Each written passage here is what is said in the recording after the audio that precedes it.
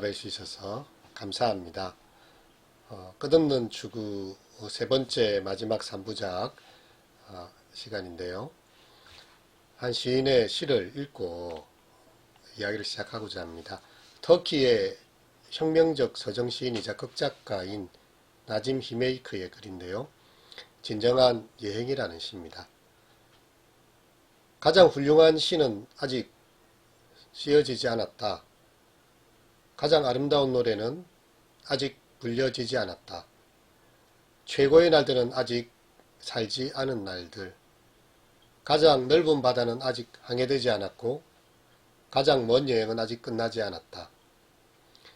불멸의 춤은 아직 추어지지 않았으며 가장 빛나는 별은 아직 발견되지 않은 별. 무엇을 해야 할지 더 이상 알 수 없을 때 그때 비로소 진정한 무엇인가를 할 수 있다. 어느 길로 가야 할지 더 이상 알 수 없을 때 그때가 비로소 진정한 여행의 시작이다.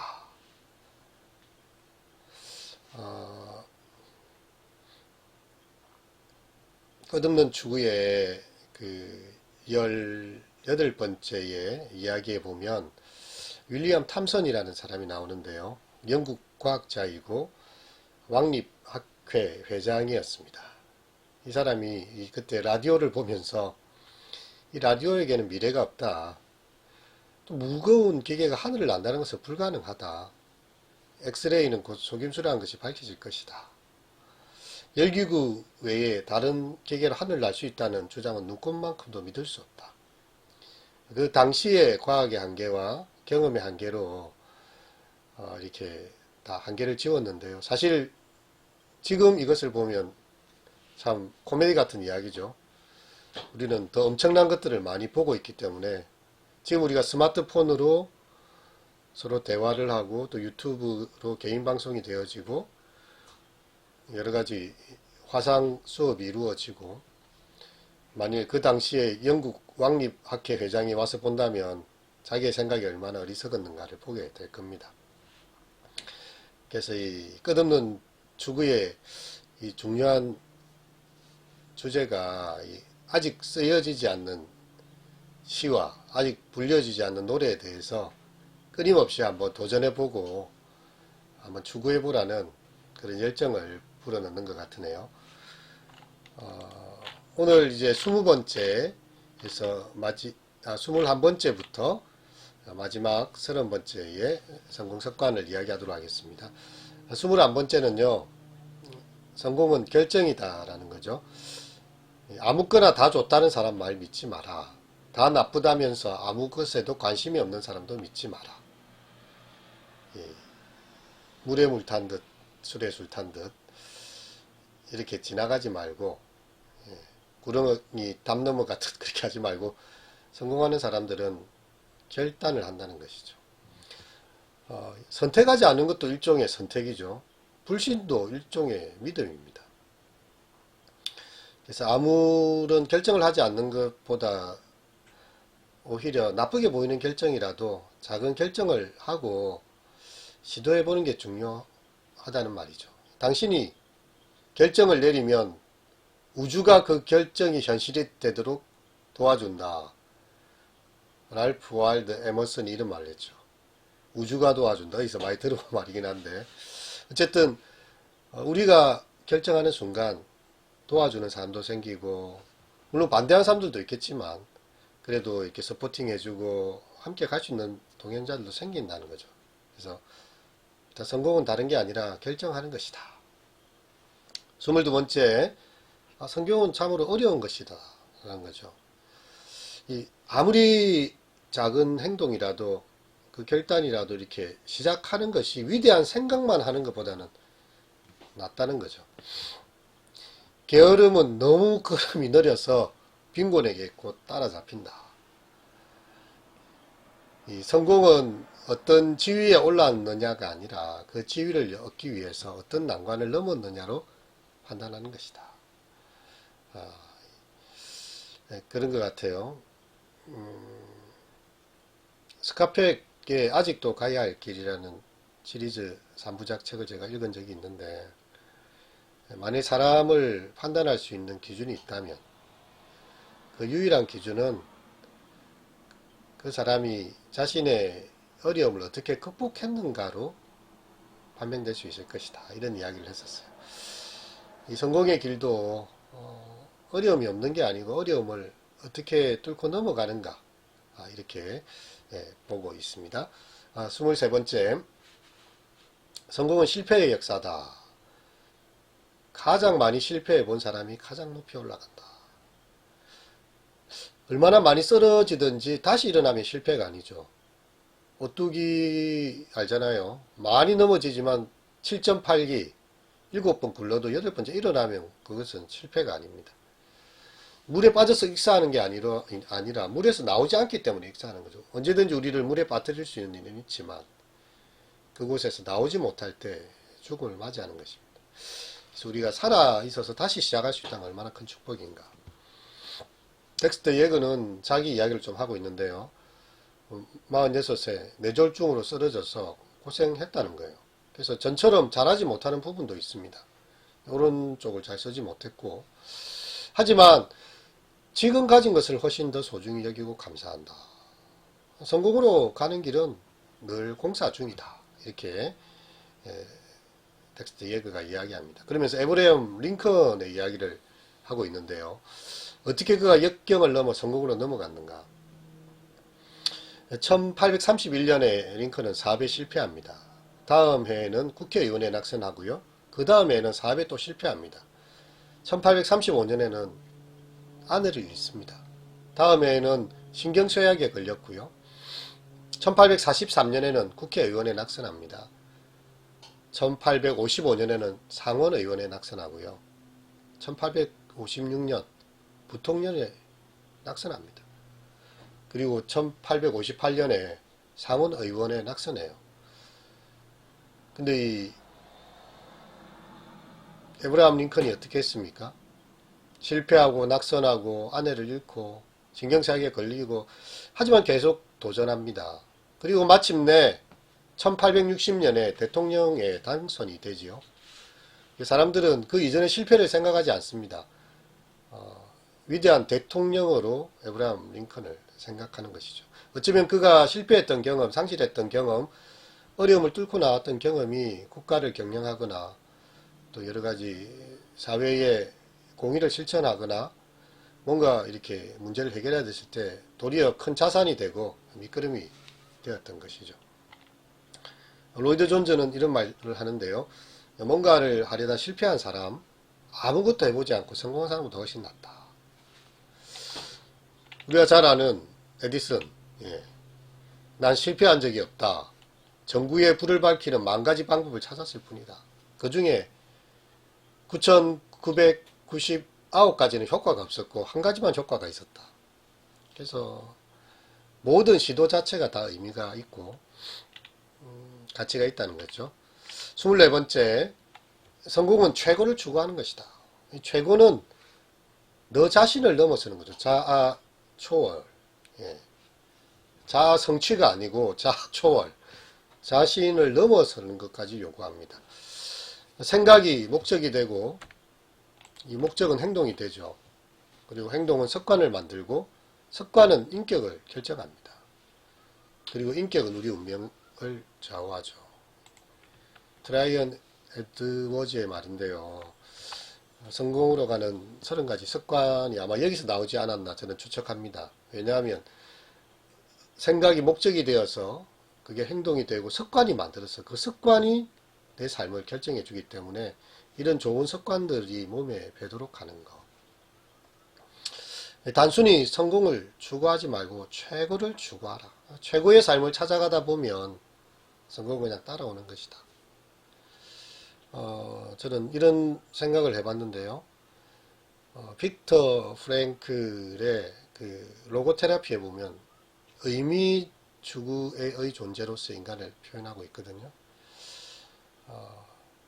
그래서 이제 내가 누군가에게 도움이 되는 사람으로 어려움을 당한 사람들에게 도움을 베푸는 사람이 되겠다는, 그러니까 자기 만족을 넘어서 자기 초월을 감행한 거죠. 그런 삶을 이제 의미를 찾아가다 보면 어느 사이엔가 내가 베풀 수 있는 만큼의 지위에 올라와 있는 거죠. 지위에 오르는 게 목적은 아니었고 베풀 수 있는 삶이 되기를 최고를 바랬는데 성공은 그냥 알아서 따라오는 것이었다. 예, 그 말이 좀 생각이 납니다. 25번째, 성공은 습관이다.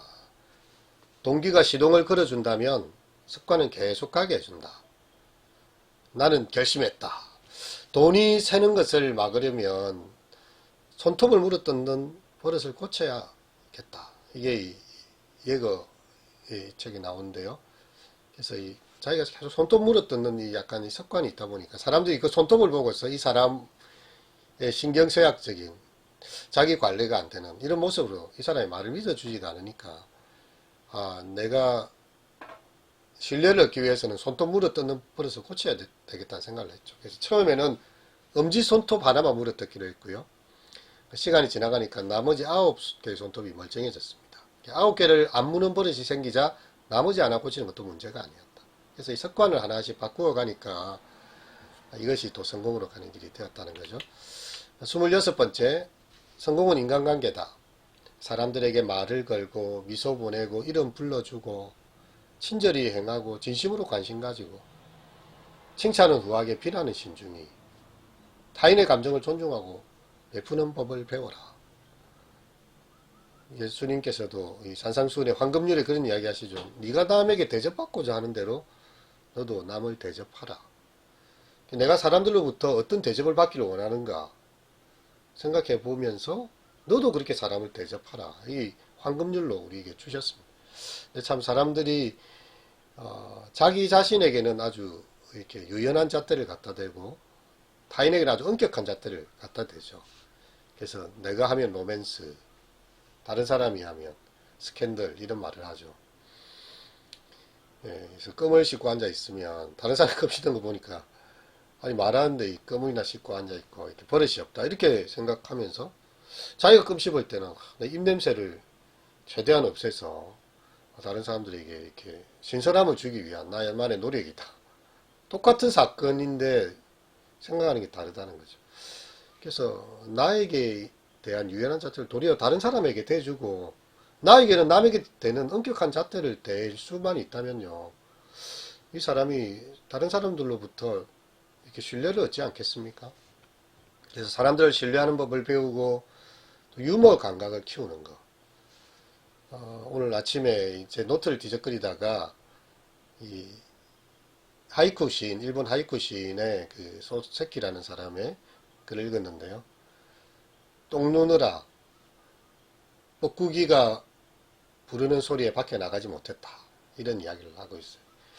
이 사람이 너무 비극적인 상황들을 접하다 보면 삶의 희극적인 요소를 놓치게 되는데 그냥 한 걸음 떨어져서 보면 모든 게 다 유희가 되는 거죠. 그래서 좀 거리 감각을 두고 유머 감각을 가지면 그리고 심지어 자기 자신을 농담거리로 삼는다면 사람들이 그 사람 옆에서 편안함을 느끼죠. 그 사람이 긴장해 있고 퍼펙트하게 해야 된다 생각하면 그 옆에 사람들도 막 괜히 쫄입니다. 이렇게 나도 뭐 잘못 스캐닝 되는 게 없나. 그래서 이제 너무 심각하게 받아들이지 않고 편안하게 사람들 대하는 게 중요한 거죠. 중요한 것은 당신이 무엇을 아는가가 아니고 누구를 아느냐이다. 단순히 누구를 아느냐가 아니라 아는 사람과 어떤 우정을 쌓았느냐이다. 여러분의 핸드폰에 새벽에 힘들 때 전화할 수 있는 사람 몇 명이나 되나요? 예. 그런 내 마음이 힘들 때 속내를 틀어놓고 새벽에 전화해도 화를 내지 않을 만한 사람이 몇 명이나 있습니까? 어쩌면 그런 게 우리의 우정의 하나의 지표가 아닐까 싶기도 합니다. 27번째, 성공은 시스템이다. 클레멘트 스톤의 절대 실패하지 않는 성공 시스템을 보면 각 장마다 문이 하나씩 그려져 있고요. 그 문에는 작은 경첩이 있어요. 이 작은 경첩이 큰 문을 연다는 말이 있는 거죠. 당신이 얼마나 보잘것없는 사람인지 중요하지 않다. 당신이 여는 그 문이 얼마나 큰가가 중요하다. 자기를 너무 작게 보지 말고 큰 문을 한번 열어보라는 겁니다. 열심히 일하기보다 똑똑하게 일하고 곧 성공 시스템을 활용하는 거죠. 이거는 시스템 속에, 구조 속에 있는 거. 우리가 좀 경쟁적인 사람들, 자기를 지지해주는 사람들, 또 함께 갈 수 있는 사람들, 또 공부하는 그룹, 그 자기만의 어떤 구조 속에 들어가면요. 그 시스템 속에서 용기가 북돋아지고, 노력이 보완되고, 모든 것이 다 배가 되는 것을 보게 됩니다. 28번째, 성공은 봉사다. 다른 사람들을 돕되 상처가 될 만큼 베풀면 안 된다. 이것도 참 중요한 말인 것 같아요. 너무 지나치게 도왔는데 이 사람 입장에서는 나를 뭐 이렇게 생각하는가, 상처가 될 수도 있다는 거예요. 그래서 굉장히 지혜로운 돌봄이 필요합니다. 또 베푼 만큼 돌아와요. 우리가 버는 것으로 생활하지만 우리가 주는 것으로 인생을 일구죠. 그 사람이 많이 벌었다고 사람들이 존경을 받습니까? 그럼 자기 혼자 잘 먹고 잘 사는 건데, 우리가 생각하는 것은 얼마나 잘 나누었냐, 그걸로 그 인생을 사람들이 귀히 여기죠. 물고기 한 마리 주면 하루 동안 먹을 수 있겠지만 물고기 잡는 법을 가르쳐주면 평생 먹을 수 있다. 그래서 다른 사람에게 물고기 잡는 법을 좀 가르쳐 주면 좋겠다는 거죠. 29번째, 성공은 항상 헝그리 정신을 갖는 것이다. 이 성공에 안주하고 싶은 유혹을 벗어나기 위해서 다소 불편한 상태를 계속 유지해라. 쉬면 녹슨다. 그래서 자신에 대해서 항상 좀 깨어 있을 수 있는 그런 상태를 좀 유지하라는 겁니다. 헝그리 정신. 예. 마지막 30번째. 드디어 여기까지 왔습니다. 우리가 중간에 포기하지 않고 영상을 3개나 만들면서 제가 여기까지 왔습니다. 여러분들도 여기까지 왔다면 대단한 겁니다. 성공에는 변명이 없다. 노력은 돈을 가져다 주고 말은 가난을 가져다 준다. 변명은 실패의 집을 짓는 데 쓰는 못이다. 조지 워싱턴 카버라는 이 미국의 흑인, 최초로 흑인으로서 대학을 공부했던 이 땅콩 박사 카버는요, 실패에 대해서 이야기할 때 이 실패의 99%는 습관적으로 변명하는 사람들이 한다는 거죠. 자기 여기서 결석을 하니까 몸이 아파지는 거예요. 결석에 대한 변명이 필요하니까. 근데 출석을 하면 몸이 아플 이유가 없죠. 자기 그만큼 마음을 극복하고 나왔으니까. 그래서 사람이 사는 대로 그것을 변명하게 된다는 겁니다. 그래서 생각하는 대로 살지 않으면 사는 대로 생각한다. 이런 프랑스 시인에 그렇게 되어 있죠. 도중에 포기한 사람들은 왜 그만뒀는지 끝도 없이 이유를 댄다. 이유야 뭐 수천 수만 가지 될 수 있겠죠. 그런데 이런 사람들이 달라지면요, 삶의 기적이 일어나요. 동시에 싸움이 시작됩니다. 꿈을 위한 싸움이고요. 지금까지 한 번도 해본 적이 없는 일을 시작해보라는 거죠. 외줄 타는 선수가 줄을 보지 않습니다. 목표만 봐요. 줄은 발로 느끼고 그렇게 끝까지 가는 것입니다. 이렇게 마지막 30번째까지 이야기를 한번 나눠보았습니다. 여러분에게 이 30개 중에서 한두 가지라도 마음에 콱 박히고 그것이 내 삶의 어떤 결단을 이루어내고 실천이 된다면요, 반드시 어제보다는 나은 나의 모습이 되어 있을 거고요. 그런 오늘에 나가 있다면 내일의 나는 더 이렇게 멋지게 달라진 모습을 꿈꿀 수 있지 않을까요? 한 걸음 더 전진해 봅시다. 그리고 다 함께 할 수 있는 사람들이 있다면 그 사람들과 함께 잘 가면 좋을 것 같아요.